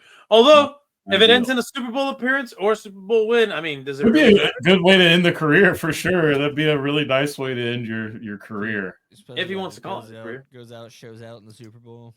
I think Amari Cooper's a really smart guy. I think he's a really smart guy. If he low key helped them be the X factor to win a championship, maybe he'd come back to try to redeem them next year with it. But I wouldn't be surprised if he walked away. If what those statistics sort of say, I mean, that's a big drop off. I mean, you're talking about Hall of Fame numbers, and then this year has been. Well, he only played 8 games this year. Yeah, only 8 games. It's just not been a good one. I kind of missed some of those. Maybe he missed a game because of the trade stuff too, but yeah. Oh, definitely. Oh yeah, but yeah. I mean, outside of that, I guess the prevailing story coming out is just all the discourse regarding Lamar Jackson, which some of the criticism I've seen valid. A lot of the rest of it just seems like people have an agenda. They did this to Peyton Manning like 20 years ago. And listen, Lamar Jackson at this point in his career, what is he? Year 5 right now? Year 6? I want to say, because he didn't really play much his rookie year. So 2019, I want to say, was his rookie year. I mean, listen, it's. I did see that. That was from the Steelers one in 2021. Yeah, but like we've seen guys like Peyton Manning not have success in the playoffs until late in their career. It could still happen for Lamar Jackson. I think it will happen for Lamar Jackson.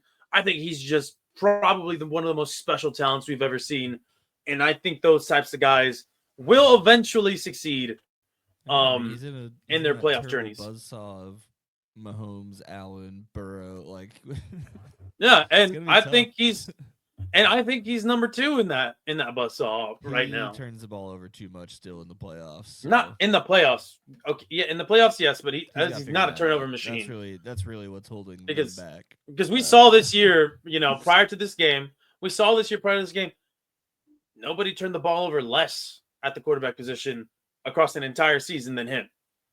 His touchdown to interception ratio might be the best ever, I think, for a full season. Playoff wins and drops are a quarterback stat. So yeah, it is unfortunate, but you know what?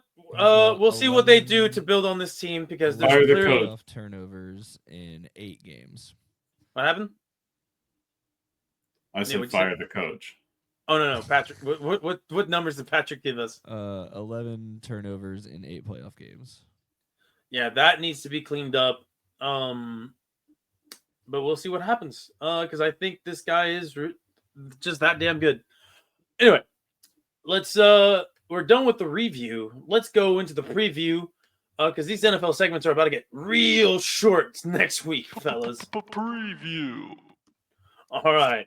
So we have the first game on the docket. This is going to be the NFC East championship game, if we think about it that way. Because it's the Washington Commanders shockingly have made it to the NFC title game against the Philadelphia Eagles. Jaden Daniels has had one of the more special seasons we have ever seen, not just from a a rookie quarterback, but I think just a quarterback in general, the way that he's played, especially in late game situations, the guy's magic. The guy's been absolute nails in a way that I don't think we've ever seen any rookie quarterback ever play this way before. Even the RG3 season. I mean, RG3, he didn't heat up until late in that season. Jaden Daniels has been good from start to finish. So we know what Washington is bringing. It's Jaden Daniels, and then it's been just a platoon of other guys. Like nobody on that team outside of Terry McLaurin on the offense has been truly special, right? That offensive line. Listen, that offensive line coming into this season, nobody was looking at that offensive line and thinking, "Oh yeah, this is a good team. This is a good offensive line for a rookie quarterback to be behind." Not at all. So you have that, right? Problem with Tyler Biotish. I have just nothing great. He's just a fine player, I guess. And then Sam Cosmi. I mean, he was wasn't he a Dallas Cowboys recheck as well? No, Cosby played for the Longhorns. Oh yeah, that's right. He was a reject from somewhere, I want to say. But either way, I think he drafted by Washington from Texas. Well, then never mind. And I don't know who I'm thinking that. Was it Connor Williams that I'm thinking about? Another Longhorn. I think Connor Crybaby Williams. I believe that's actually a fucked up nickname, and I'm not going to explain it because Payman's fucked up for even getting that started and putting it in my head. But I think he actually retired because of injuries this year. Yeah. So at some point. There you go. I know there was a former Cowboy Longhorn that got kicked out for being, or not kicked out, but basically wasn't on the team because he just wasn't very good. But I guess not. I don't know if he was in Washington, but yeah, he definitely retired at some point this year, I think. All right. Well, that said, though, you look at a very unheralded offensive line and an even more unheralded defense, especially since the loss of that defensive line. Like Connor Williams went from Dallas to Miami to Seattle and then retired. Okay. There we go. Well, that said. And also on this list, Washington finished with a top 10 offensive line grade in a lot of these rankings. And that's been the surprising part is because this offensive line was not very good the year before. And they come in here. Jaden Daniels, obviously, with his ability to scramble, can buy time and can make that offensive line look good. But they have been able to give him some time in the pocket. Now, you look at the Achilles heel of this Washington Commanders team is that defense. They do play hard. They are tough. But their run defense, not the best. And we've seen it. Now, Saquon Barkley has had some long runs on this Commanders team. But prior to those runs, they were doing a good job of filling in the gaps and keeping him at bay. But how long can they do it for in this game? We look at the last game that these two teams played, right? Jalen Hurts gets knocked out. Kind of a dirty hit by Frankie Louvu.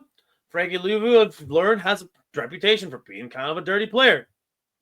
But a lot of guys have these reputations in these small, like, I guess, niche communities in the football talking circles. But Frankie Louvu is one of those names that I've seen. So in this game against the Eagles, right? They won 36-33. You could argue that Jalen Hurts doesn't leave that game. The Eagles hang on to win. Or if Devontae Smith catches a ball, first down. I believe it was like third down. Whenever they threw it to him, he was wide open. Catches the ball. Time runs out. Eagles essentially force the Commanders to. I think at that point, you have used all their timeouts. They can just run the clock out and escape with the win. Instead, they don't do that. Philadelphia watches Jaden Daniels march the ball down the field, get the touchdown, win the game. It was a very frustrating game on my end to watch. So coming into this game, what are we expecting? Becky, you've said it a couple times now. You expect Philadelphia Eagles to win this game. I have expectations for them to win or lose this game. Yes. You have expectations for this game. No. I mean, I don't mean this to be disrespectful to Washington.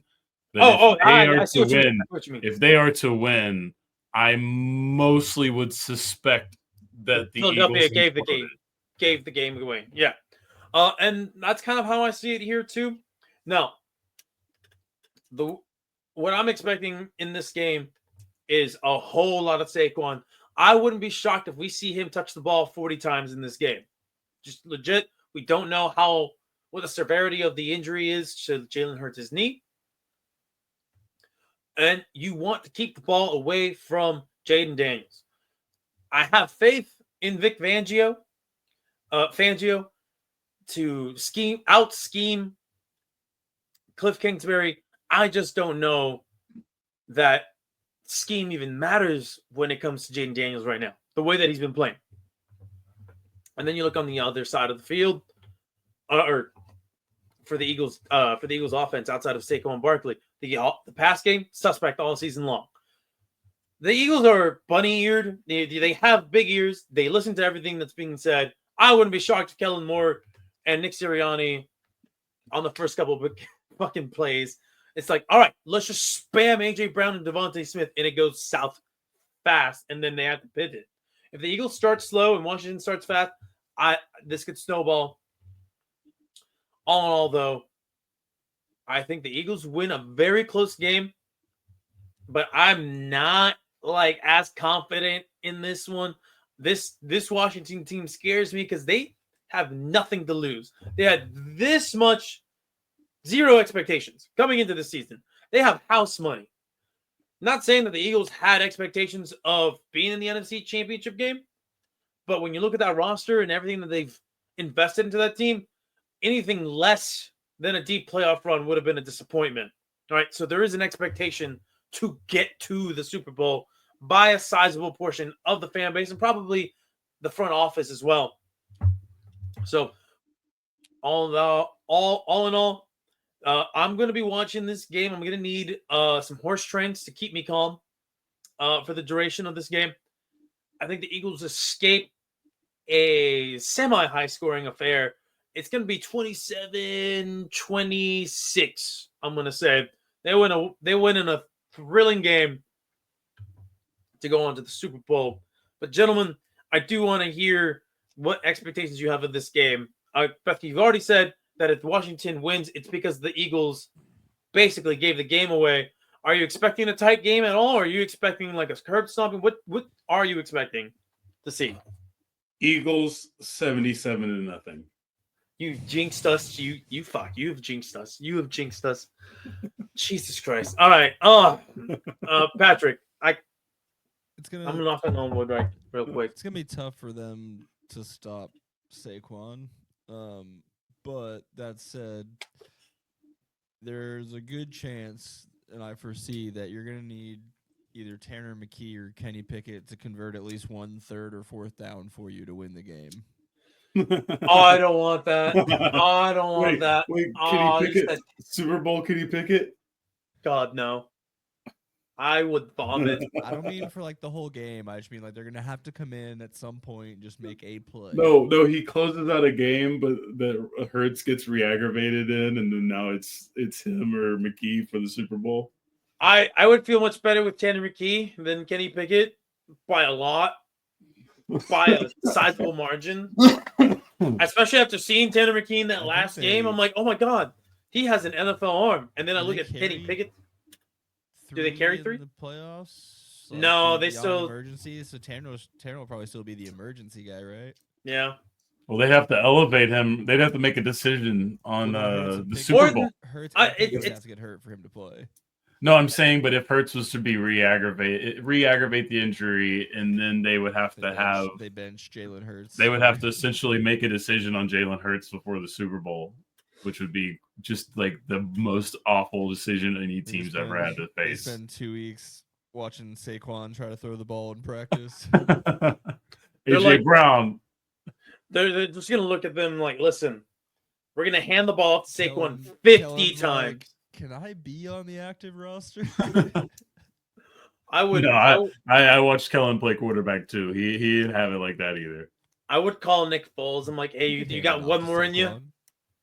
Saquon. Do you have one more miraculous Super Bowl win in you? I don't know. I hope that doesn't happen. God, you guys No, gave y'all me two should predictions that I hate. probably win, mostly just because of Saquon. But Jaden, if they somehow manage to keep it close, Jaden Daniels is a wild card. He can make some crazy throws in no time. So you don't Yeah. want it to be close near the end. What did they win, like 3 straight games in the final seconds by scoring or something like that? Something crazy like that. I don't even. That's the I don't team of remember. destiny stuff you got to be worried about. But I don't trust Definitely. that their roster is actually that complete. So I don't think their roster is that good. I mean, you look at up and down that roster, and you're like, all right, one team is clearly more talented than the other. But the last time I did that exercise, it blew up in my face. So I'm just never doing that again. I'm That's not true. doing that again. That's very Yeah, true. I don't even know if that's available for anyone to hear or see anywhere, but I'm sure you have audio somewhere. yeah, probably, yeah. So listen, I'm not doing that again. I'm not doing that until the game's over and it ends in my team's favor. Otherwise, whatever. But yeah, we'll You move on need from that this week game. off, boss. I'm just kidding. Oh, I would take some days off just to process all that. No, gentlemen, the last game. It's Bills Chiefs part. Who knows? They're facing each other again in the playoffs. Listen, we know how this story goes. The Bills win in the regular season when it doesn't matter. The Chiefs win in the postseason when it does matter. Now, this is frankly the worst good team I've like the worst 15, like the worst good 15 win team I've ever seen. Like, there's been genuine debates about whether this Chiefs team is any good because you see how bad they struggle on offense. And then their They have the defense. magic eraser. Yeah, and then their defense, you're like, it feels like you guys have taken a step back somehow, some way. And then you remember a couple things. One, the NFL scriptwriters need the three-peat. Two, devil magic is a real thing, and Patrick Mahomes can speak in fucking parcel tongue, okay? Like, listen, I look at this team, I'm like, all right, they're bad. They're not very good at receiver. Running back, it's okay. I mean, it's fine. The offensive line is okay, but Patrick Mahomes has had the worst season of his career, which is really weird thing to say because you look at his stat line, you're like, it's not that bad. But then you see the rest of his career stat line, and you're like, oh, I see. And then you're looking at the Bills. This Bills team feels, at least to me, like every other Bills team. It's good. Is it good enough to beat the Chiefs, though? Is it good enough to beat the Chiefs? So until I actually see it with my own eyes, I'm going to pick the Chiefs in this game because I hate it. And the NFL is just so fucking predictable when it comes to the AFC, apparently. I think if you look at our playoff picks, the whole thing was predictable to me. I got all 4 right last week, so I need to brag now before I blow it. Oh, did the rest of us not get all 4? Bethke got 1 right, and you got 2 right. Okay, well then, there we go. Well, listen. Yeah, that tracks. Which one did I get right? All right. Well, listen. In this game, I'm gonna pick the Chiefs. I think it's gonna be a close game. I think it's gonna be another Bills Chiefs classic in the playoffs, but it's gonna be another heartbreak for Buffalo and Josh Allen, and they're gonna have to really sit down, look in the mirror, and be like, "What can we do?" So yeah, and then I hope some guy. I hope there's like a shadow in the locker room, right? Like the room goes dark, and then out from the shadow emerges some cloaked figure and just hands this like forbidden text to Josh Allen and the rest of the Bills organization. Like, if you read this and you sacrifice, I don't know who they're going to have to sacrifice, somebody, you too can experience the Chiefs' magical run. I think that's the only way. Fair enough. Sorry, I'm looking over the 3 games they've played so far against each other. These 2 teams in the playoffs with those 2 quarterbacks. The first one wasn't close, but the last two were both obviously down. I mean, we had overtime and then we had a 3-point game. So I think this time Patrick Mahomes needs to step his game up in a different manner. He needs to channel the legends of the NBA's past, because the NFL's past, he's already exceeded all of that. Now he needs to go into a different level, okay? He needs to channel the true sadistic mind. Like, he needs to get that Tom Brady level. Tom Brady ascended past football level too. And then he got to a different level of insanity. That's why he became the GOAT. Patrick Mahomes needs to start toying with people more. The signals, the play calls, Dak made famous. Here we go. It's so famous now they do it in the fucking college game, dude. Stuff like that, right? We know all that, right? Yeah. Omaha, right? Omaha. It's time for Patrick Mahomes to start calling shit out in Latin. Get in that Kobe Bryant mode. Start switching languages on motherfuckers in mid-game to really throw them off. Hell yeah. That's the next level of criminal mind. he just do a hard count in Sanskrit. I'm telling you now. That's where I don't know if Xavier Worthy's gonna be able to pick that up. I don't know how that's gonna go. They'll figure it out. He needs to commit to the bit, because that will strike a whole nother level of fear on these defenses. This guy just comes out and starts. He's got to win this one and then start doing that next season. And when they win a fourth one, you're like, "Oh, this is a deal with the devil." He starts putting in red contacts. That'd be a great bit. I'm down for it. I want to see it. Now that you put it out there, it needs to be done. Patrick, any thoughts on this game? I mean, I imagine the Chiefs are gonna win because you have to. Until somebody beats them. Yeah, and that's kind of where I'm sitting. I hope it's fun. I hope it's as close as the other ones have been. I don't have anything against the Bills. I don't necessarily want to see them win the Super Bowl, though. Yeah, the Bills it's like Matthew said, they're boring. Well, they're kind of like us, but over there. So I don't want to see them just like Detroit or I guess like Jacksonville. But I have decided to bandwagon them, and they are my pick for this upset to dismantle the three-peat and potentially take on the Philadelphia Eagles. Yeah, and in New Orleans. In New Orleans, that Kendrick Lamar, that tailgate in New Orleans with those two fan bases. You see the vision. You saw the vision. You saw the vision. Yeah, I was the college title game. I do want to see a three-peat. Somebody might get set on fire. Selfishly, I'm still hoping that. He's on fire. Selfishly, I'm still hoping Jerry Jones dies. Stephen Jones gets caught up in a lawsuit. New owner comes in. Cowboys get the three-peat, even if it's 20 years down the road. So now I'm thinking I want to see all of the brawls from Eagles, Buffalo Bill fans watching a Super Bowl. Oh, that would be great. That would be so that's the way I win now. All right. Well, we got to will it to happen.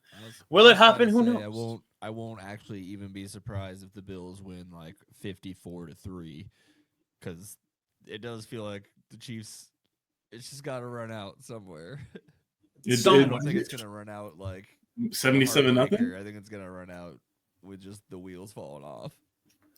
They're gonna have to, right? Like it's just when it falls apart, it's gonna be in the most spectacular of ways. Are there gambling odds to who's sitting next to Taylor Swift in the box suite? So far, we've had Caitlin Clark. I think last year you had Blake Lively. You've obviously had Patrick Mahomes' wife at one point until she was like MAGA, and then they broke up. I guess they're not best friends anymore. I don't know.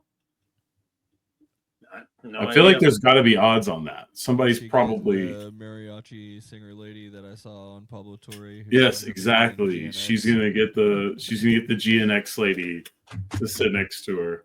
That'd be cool. That was actually a really good one. So I don't know. I do. I am excited for that game, though. I think it will. I think there is some fun to repetition when it comes to playoff sports. Even though sometimes it can be a little boring, but if the Bills win, especially, it makes it worth the while because then you've been working towards this thing for basically half a decade now. Pretty much, yeah. This is what the Bills have been working for since 2019. It feels like. I can't seem to find odds on who's going to sit next to her, but I got get married after the Super Bowl, split up after the Super Bowl, some odds on possible baby names. So there's odds on her relationship status, as I see, but there's not odds on this year is he going to sitting in the box. That's incredible. That's incredible. So does Vegas take this? This is just whoever's legal's just taking these. Try to figure out where they're taking these from. Because I don't know if I need to know this answer. I'm just concerned about find these markets at BetUS. BetUS. So just some generic website. All right. Well, reported by thesportsgeek.com. Probably based out of New Jersey, where ethics are never a concern because everything's a gray area. So here's the list from last year of who might be sitting next to her. Brittany, obviously Mahomes, Donna Kelsey, Jason Kelsey. Oh, the Kelseys, yeah. That's Someone probably it, actually. It's probably the Kelsey's Andrea mom. Finlay. Someone named I don't know who those people are. Anderson Beard. Oh, I definitely don't know who that is. Dilveen. Nope. Ed Kelsey. I think we can figure that one out. Okay. Oh, that's just the Kelsey's dad. Gigi Hadid. We have heard that one before. I don't know why Mike Tyson is on this list. Oh, Mike Tyson. That's great. Actually, you know what? Put some money on that one. What's the odds? Okay, that would be awesome. Yeah, that would be. These are all from the Super Bowl last year. Oh, okay. Pre-Super Bowl odds. I don't know where Mike Tyson came in there, but that's just fun. That's fun that he was on there. All right. Oh, gentlemen, that is all the previews, reviews, and talking points of news and notes that I've had for y'all tonight. I got nothing else. I'm gonna go mentally prepare myself for just the most aggravating Sunday that I've had in a while. And yeah, the NFL season's almost over, y'all. And if my worst nightmare comes to pass, then the NFL season ends exactly on Sunday. There is no Super Bowl. It's over. We can only be so lucky. Can only be so lucky. There is no three-peat. All right, send it home, Patrick. The final curtain. I'm just gonna end every one of these singing "My Way." I'm not gonna do that to anybody. Thanks again, you guys. I hope you have a good rest of your week. I gotta figure out how to hit this button, and then I think there's a video at the end here. The officiating was god-awful. There's no way around it. Nobody wants to officiate anymore. They want to rely on somebody else to make the calls. These refs have been bad this year. Have they been worse than ever? I'm done apologizing. I am done being persecuted for my strength. Personal foul. Holding. Yellow start. Because you need me. You need me to save you. You do. You're not the real heroes. I'm the real hero. Drinking dope, turn me to a superhero, yeah. Hit that pill, turn me to a superhero, yeah. Everybody shut up. Oh, whoops. Might want to turn that referee's mic off right there, pal.